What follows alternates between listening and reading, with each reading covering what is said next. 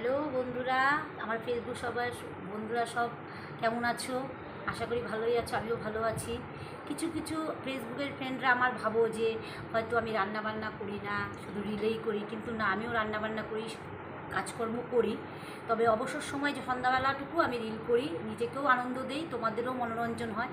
তাই আজকে আমি দুপুরে কী কী রান্না করলাম তোমাদের সাথে শেয়ার করবো, তোমরা দেখো। এই যে সবজিগুলো এখন কেটে ধুয়ে নিব। কেটে ধুয়ে নিয়ে চালটা ধুবো, ধুয়ে বসাবো। জানো তো, যখন ভিডিও করছিলাম না, তখন আমি কোনো কথা বলতে পারিনি, পরে ভয়েস ওভার করেছি, কিছু ভুলভাল হলে মনে করো না। আজকে সকালেই স্নান করা ঠাকুর দেওয়া হয়ে গেছে, তার জন্য রান্না একটু পরে করলেও কোনো ব্যাপার না, স্নান ঠাকুরটাই তো আসল না। এদিকে খিদেও পেয়ে গেছে। রান্নার মাঝখানে লঙ্কাগুলো আবার বোটা ছাড়িয়ে প্লাস্টিকে কেরি করে ফ্রিজে রেখে দিব।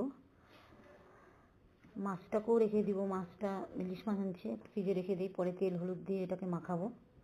কী কী রান্না করবো আজকে জানো? আজকে ঢেঁকি শাক কেটে নিয়েছি, ঢেঁকি শাক ভাজা করব, কুমড়ো ভাজা করব, আর মাছের ঝোল করব।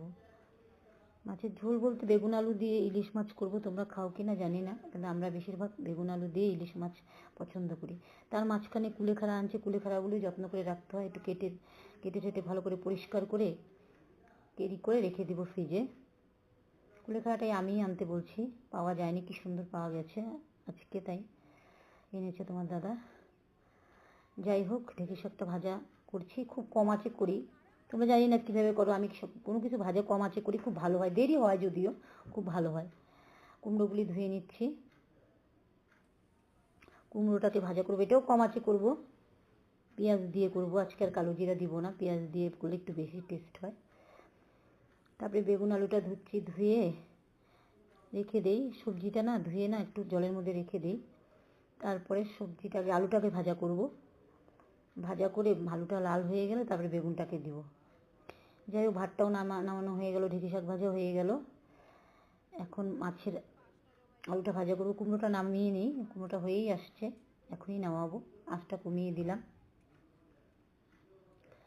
কমিয়ে করছি, একটু দেরি হলেও কোনো ব্যাপার না। যাই হোক, মাছটাকে তেল হলুদ দিয়ে মাখালাম, কেন মাছটা কাঁচাই রান্না করব। আলুটাকে একটু ভেজে নিচ্ছি, বেগুনটা পরে দিব না, সে গলে যাবে। ইলিশ মাছের ঝোল, কুমড়ো ভাজা, শসাটাকে কেটে নিয়েছি, রেখে দিই, ভাতের সাথে খাবো। মাছের ঝোল অলরেডি হয়ে গেল, খুব খিদে পেয়েছে, বর আসতে অনেক দেরি, মেয়ে খাওয়া হয়ে গেছে, এখন আমি খাবো। দেখো খাচ্ছি। ভালো থেকো তোমরা, আমিও ভালো থাকবো।